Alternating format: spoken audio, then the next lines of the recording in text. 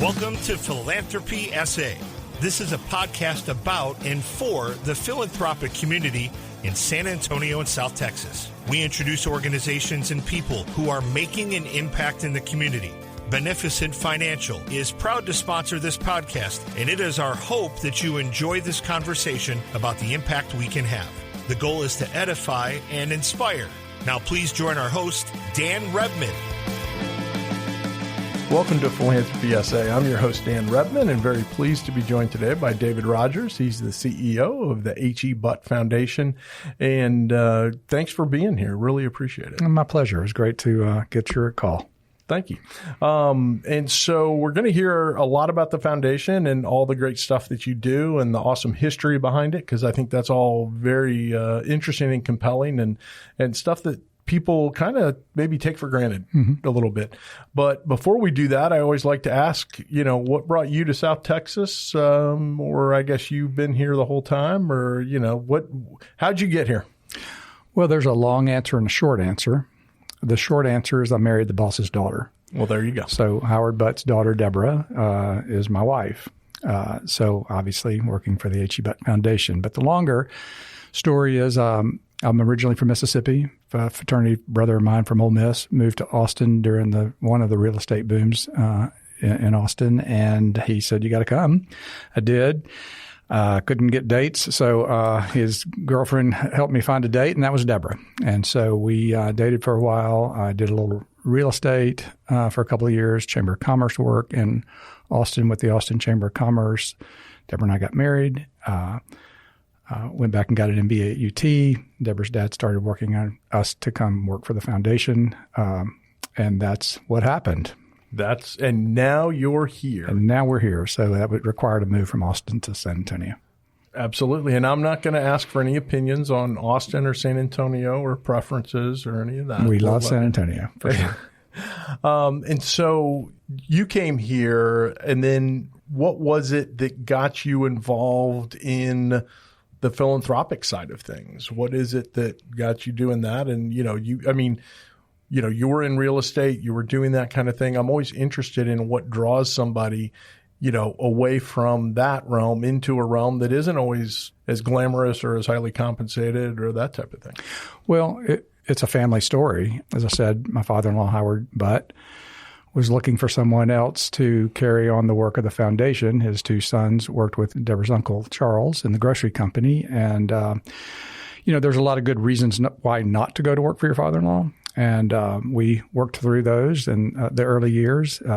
But what better opportunity to go to work for an organization doing such good work with families and children and people that are wanting to grow their faith, and also be somewhat of the heir apparent over time. So I worked with my father-in-law for 25 years before he passed away. So the work I'm doing isn't new to me at all. It's our life. Indeed. And so talk a little bit about we'll get to the work that you're doing. Talk about the history of the foundation, because I had an opportunity to get just a brief glimpse of it, but it's really amazing, and some of the groundbreaking stuff that's been done, by the foundation over the years. It is amazing. It's amazing with the very beginning. The H.E. Butt Foundation was started in 1933. Imagine starting a foundation, charitable foundation, during the Depression. And they did. The early years, Deborah's grandfather and grandmother, particularly grandmother, worked on the social ills of that time: tuberculosis, illiteracy, hearing and impaired, and all along the south part of Texas. And that was a big part of the early years. Deborah's grandmother was a force of nature. She started numerous nonprofits in her living room down in Corpus Christi. Mental health and wellness was important to her. She was the first woman on the MHMR board in the 40s and 50s. Really, she served through 6 governors. There's a great story. I don't know if you want me to go through the story about how when she came on to the board, she went to see every institution that we Texans were housing mentally ill patients, and it was not good how they were being treated. So the story is she sent to every one of the board members a little present to open, and when they did, it was a metal bowl and a metal spoon. And she said, this is what we are having the people under our care eat from. It's inhumane, and we're going to change that. Very good. And they did. And so getting involved in that, I mean, I think the other piece of this, first of all, that's a group that sometimes gets served, I don't want to say reluctantly, but certainly that's a group that can be very taxing to work with that group. I have experience. My wife worked for an organization that worked with those types of clients, and you just see the burnout and everything that happens, and that's even today. And I can only imagine back then. But then for her to be doing that in that groundbreaking role, as the first woman on that board, I'm sure it upended a lot of things and probably stirred the pot in some ways. Some of those guys would have preferred she had just not done, but. Apparently, she stirred the pot in a lot of places that she went, but the pot always got better when she did. Absolutely. So then talk more about her and then how that contributed. So got the foundation going in 1933. And, of course, as you mentioned, that's a tough time. Of course, it's also a time when it was much needed, if you think about what was going on in the Depression and that type of thing. So what were some of the other projects? Her husband, Howard Butt Sr., grew up in poverty in Kerrville, where the grocery company started. And he had the opportunity to go to people's ranches when he was a boy. And he had a promise to himself that if he could ever afford to provide a camping experience for kids to go out and see God's nature, he would provide that.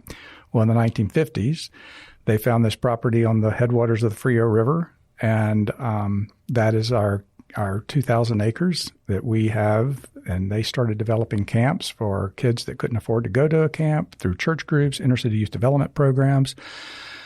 We have 5 different campsites, and they're nice camping. They're not tent camping.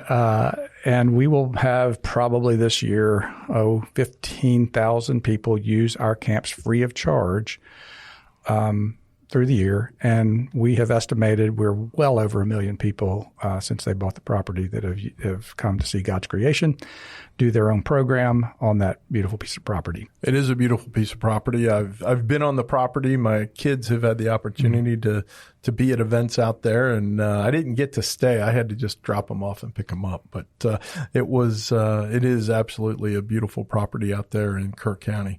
That is still Kerr County. It's actually Riel County. Riel County, yeah. Okay. Sorry, far enough west that it's no longer Kerr. And so you run that operation, but that's not the sole thing that's being done by a long stretch. No, not at all. But I will say I want to bring my father-in-law, Howard Butt, into this.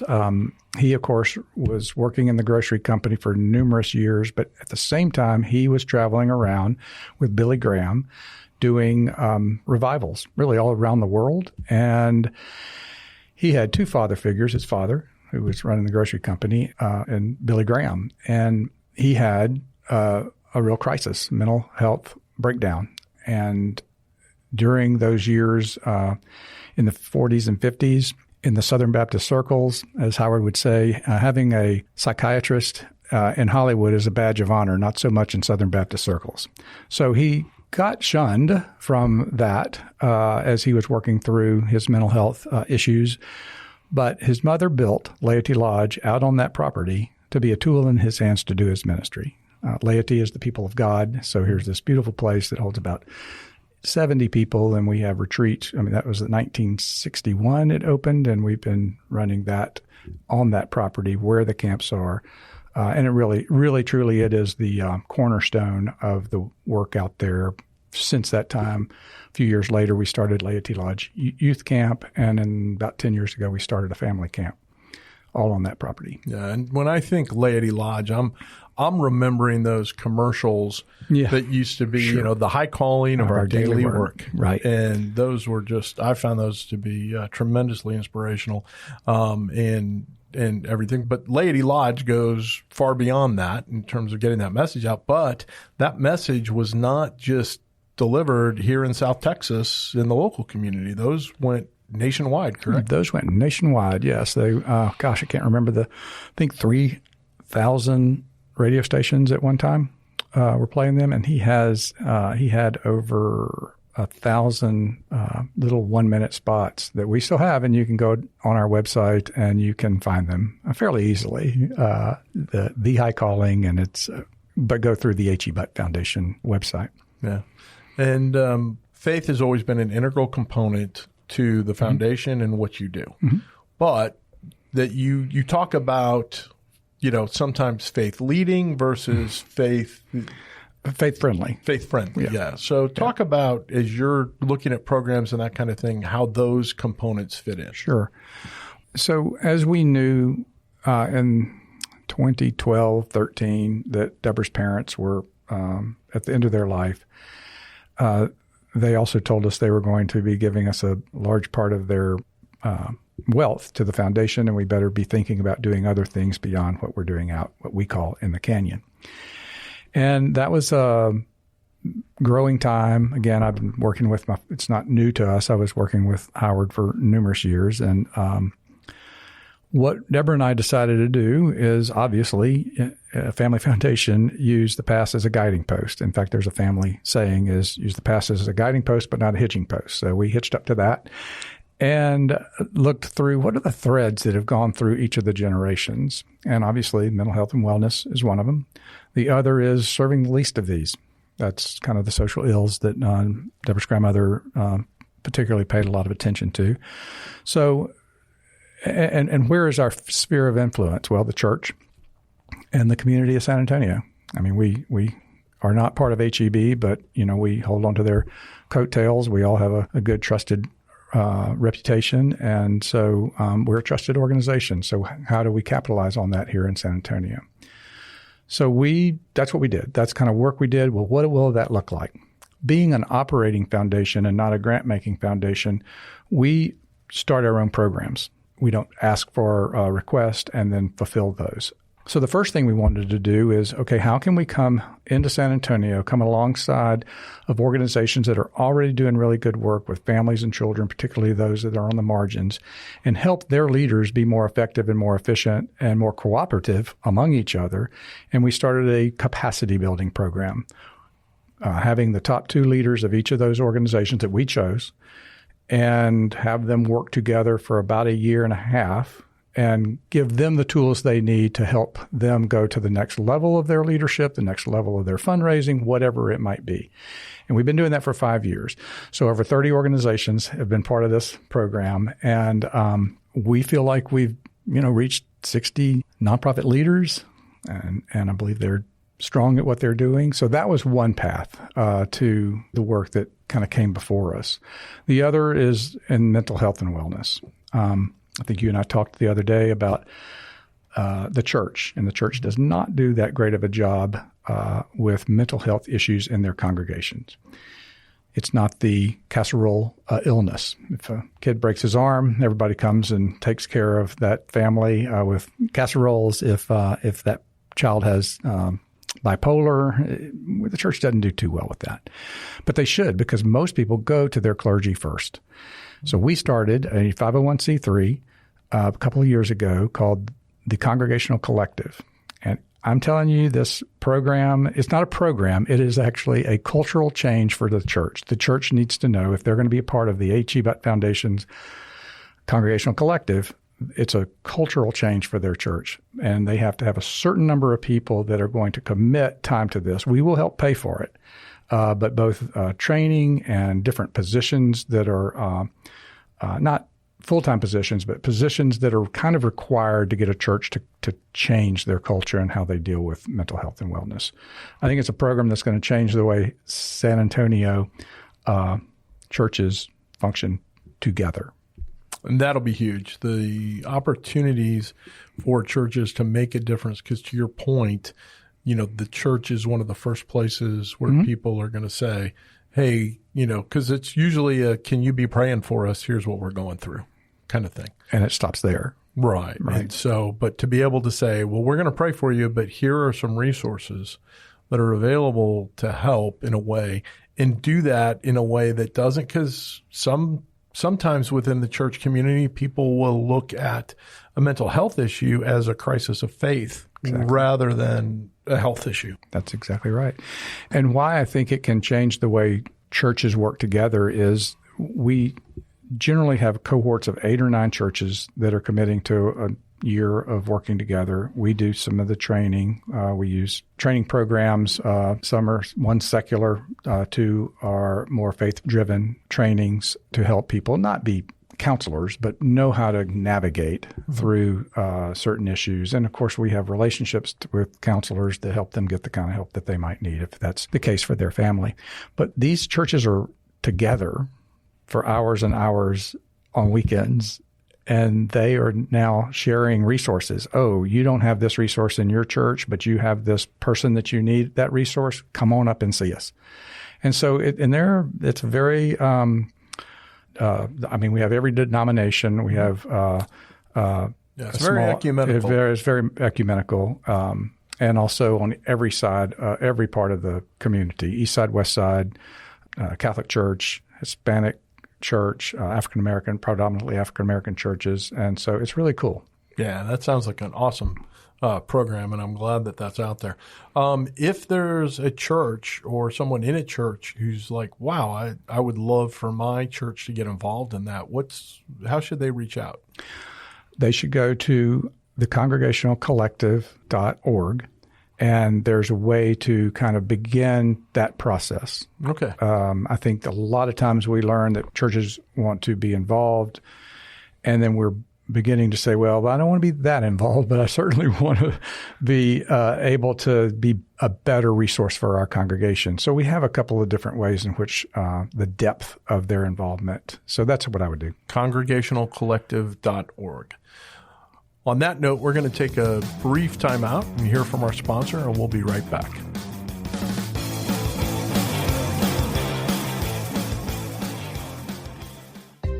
Many of you out there care deeply about wanting to make an impact on the world around you. You want to help take care of the people and organizations that are important to you. We understand that because we feel the same way. Beneficent Financial wants to help you.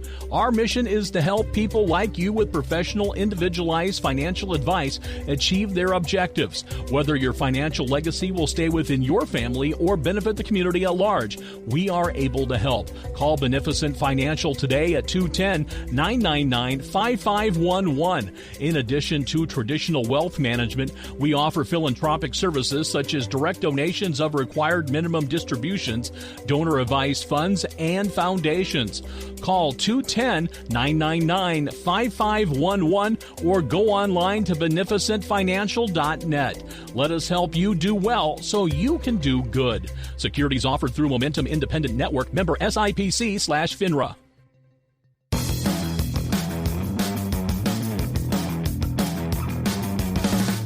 Thanks for joining us today on Philanthropy SA. I'm your host, Dan Rebman, and very pleased to be joined by David Rogers. He is the CEO of the H.E. Butt Foundation. Fun little fact here we didn't get to earlier is technically the foundation is headquartered in Kerrville. Technically, it is. That's where the grocery company was started, and we office out of a few of the families' homes that were constructed in 1920-something. Very good. Mm-hmm. And but you also have operations in San Antonio, and I don't know about elsewhere in the state, but I know you've got offices in Kerrville, San Antonio, and of course our big property in the Texas Hill Country in Real County. Or as we now all know it, the Canyon. The Canyon. You're right. Good job. So we talked about the Congregational Collective. What are some of the other programs? I always think, the distinction that you made, just real quick, because when you said, hey, we're a working foundation or a programmatic foundation rather than just a grant-making foundation. And not that there's anything wrong with grant-making foundations, but grant-making foundations are the ones that find an operation or something that they like or something they want to support, and then they're writing the checks and they're providing that funding. And you're certainly, I'm sure, writing checks and providing funding, but there's also a level of involvement and supervision and that type of thing that you're involved with in doing this. And you kind of spoke earlier about the capacity building and, the mentoring of leaders and how that looks. And then, of course, in the case of the Congregational Collective, seeing a need, saying, hey, we can help with that and creating the organization that's going to fill that need. What are some of the other areas that the foundation's involved in along those lines? Or what are areas that you are, kind of see the best opportunity for you to make an impact, either because you see a dearth of resources or, there's a gap in what's being done right now, or just something that's, on the heart of your board and something that you really want to see done? Well, let me share one other area in the mental health and wellness that we're doing. And it just feels really good that you think we should be involved in something and it's showing itself to be a success. So we do camping. Right now, I just was out at our camps. I spoke to our 220 college kids that are going to be counselors at Lady Lodge Youth Camp and Lady Lodge Family Camp. And the state requires them to go through a sexual abuse awareness program to be able to see in their cabin if something, is amiss. They should know how to deal with it. They don't have to do anything with mental health. They're going to have more mental health issues in their cabin than they are the other. But we don't require anything from them. So a few years ago, I reached out to the Christian Camping Association and American Camping Association and said, we need to do something in this industry about this. And they were all on board. And they came to Lady Lodge for a 3-day meeting, and we began a process of making that happen. We have developed mainly the CAC, American Camping Association. Mainly they did the hard work, but we did all the convening. And we have this summer, I was just with the person that's in charge of that at American Camping Association. This summer, 135 camps around the country are using this, what we call Camp Well. It's a training program. And that's equivalent to 10,000 college kids that are getting some training on how to identify and understand mental health issues, not to be counselors again, clinical counselors, but to be able to identify and know what to do next. And that represents over 1 million campers in the country that are going to have counselors that are going to be able to have some understanding. So that's last summer it was 70. So we're doubling every year, and we believe that could be something that camping associations will kind of require. Mm-hmm. No, that's great. And we know a couple of things just from other guests that I've had that are in this space. For one, younger people have those types of issues, at an increasingly younger age. Mm-hmm. And the good news is that in some respects, it's less of a stigma than it was, for your father-in-law when he was dealing with his issues. Definitely. Right. So, And that's a great thing. The second piece is that the earlier you can intervene on something like that, the better, the more quickly it can hopefully be resolved and it can be dealt with and that type of thing. So on the mental health side, to be able to have those counselors and be able to see it in a different light because they're seeing these campers in an environment that's not their normal one, and things may manifest in a way that they just don't manifest at home. Yeah. That doesn't mean the issue's not there. It just means it's not getting identified as early. So that's wonderful that you're able to do that and have that impact, not just at your camps, but at camps across the country. That's being catalytic, and that was one of the things as we talked about how we want to carry on this foundation for the next generation. That was one of the words, to be catalytic. The other one was not to build something unwieldy, maybe for the next generation. And that's why we, with the Congregational Collective, started a 501c3 and helping them form and hopefully giving them away in a couple of years. So you ask about the other areas. All of these are favorites, but one of the things that we started is something we call Know Your Neighbor Initiative. I know you had shared a story with me when we spoke earlier that this has been particularly meaningful for you. So when you look around our community in San Antonio, we are all loving people. However, some of us that might live on the north side have no idea what goes on in the life of someone from the west side or the east side. And if we knew that they had more struggles or different struggles than we have had to experience in our life, we would really be much more open to loving and caring and widening our circle of human concern. And so how do you do that? Well, you bring people together. You have a meal together. You have a discussion together. You tour the city and look at different parts of the town together. And that's what we're doing. Different ways in which we're bringing people together that would not normally sit at a table together and understand each other and understand their community in a much broader way than whatever zip code they live in. And so how do you identify these groups? What's the way that folks get identified to say, hey, let's get this group together? Numerous ways. If they participated in family camp, if they participated at Lady Lodge, well, they obviously have a relationship with us and trust us if we're going to include them into something that is new. With our work that we've been doing in some of the nonprofits, we have new relationships with people that can share a side of life that maybe some of the people that have been to Lady Lodge have not experienced. And so we bring them all together.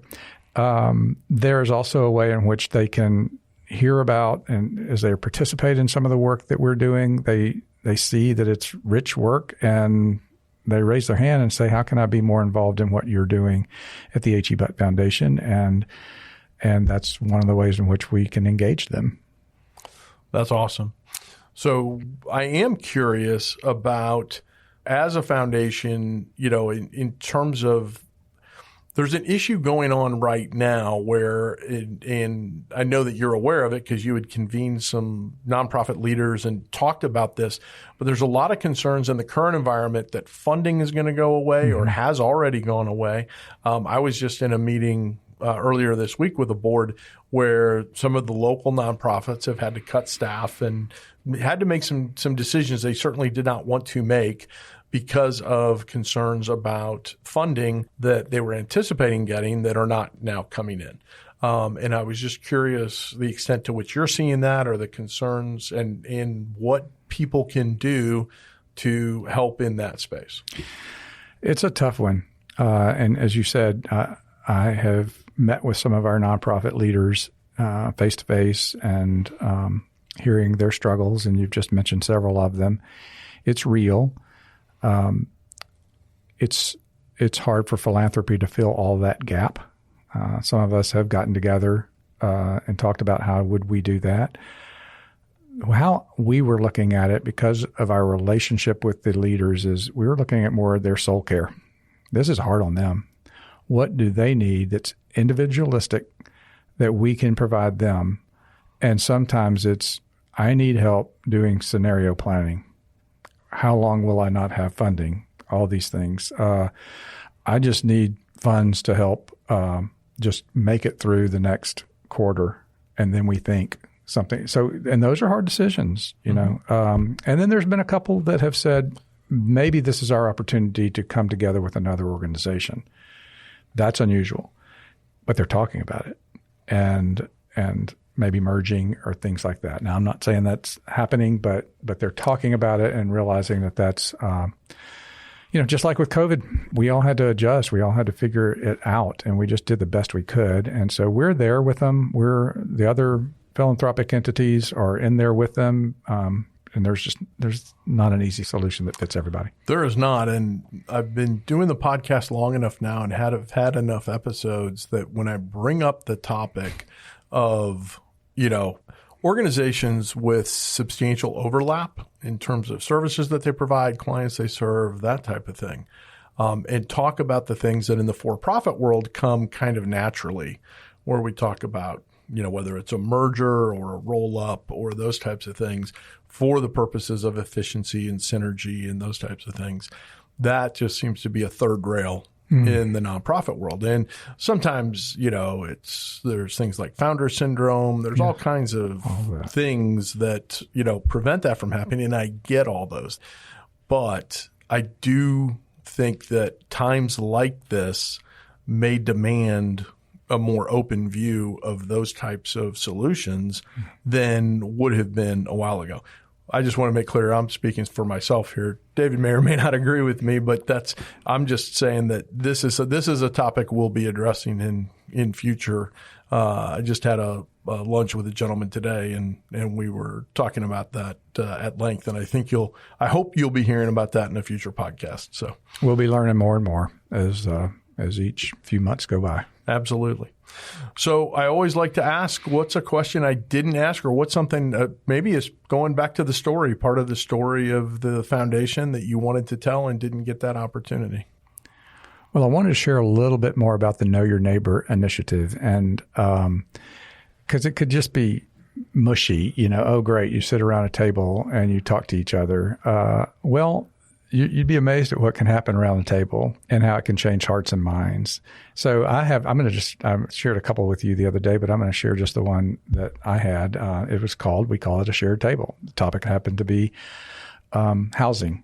And I was sitting around a table of 8 people, did not know any of them, and came from all different parts of the community. The icebreaker question was, when you think of home, what do you think about? Well, I was the third person to answer, and Deborah and I had just moved from Almas Park to Hill Country Village, and we'd been in Almas Park for 30 years, and so our kids were raised there, and so I had all this, this room and that room and all these memories, blah, blah, blah, about memories and memories and memories, and then went around the room to a lady across from me, and she did this in such a sweet way.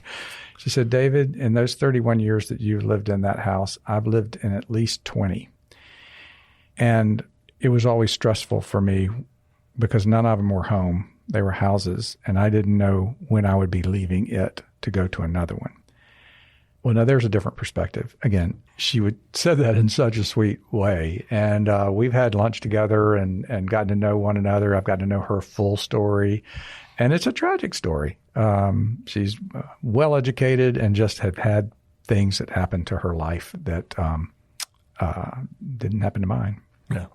When you hear those kind of stories, and it's the classic, but for the grace of God go I kind of things, that I think helps inspire a lot of the people who lean into this work, realizing that they've been blessed and they have that opportunity to address some of those issues and not, sometimes the, go and save the world mentality can lead to burnout and people having trouble that way within this space. But the folks that I have met that seem to be moving the needle can almost always point to something like that, where they're understanding that this is an opportunity for me to get involved and help love my neighbor in a way that, is, yes, fulfilling, and yes, for those of us who take the Bible seriously, a responsibility, but just beyond that, just kind of that right thing to do. I'm married into a family with a legacy of giving. I mean, it's quite obvious with just what I've shared, and there's other parts of the family that do equally and more. And so they grew up with serving the least of these, and to whom much has been given, much is required. So those sound like good words to end on. So I think we'll stop it there, and very much appreciate you being with us today, David. It's been great to have you here. And I've known of the foundation for a long time, but was unaware of some of the great things that y'all are doing. So I know that's probably by design, but I do think that it's important that folks know the great things that are being done there. And if you do get a chance to go out to the canyon, it is a beautiful place, and I hope you'll have the opportunity to do that sometime. So on behalf of Philanthropy SA, this is Dan Rebman reminding you to do well so you can do good. Thank you for joining us at Philanthropy SA. We hope you found something to inspire you during today's conversation. If you know organizations and people who are making an impact in the community, we would love to hear about it. Until next time, do well so you can do good.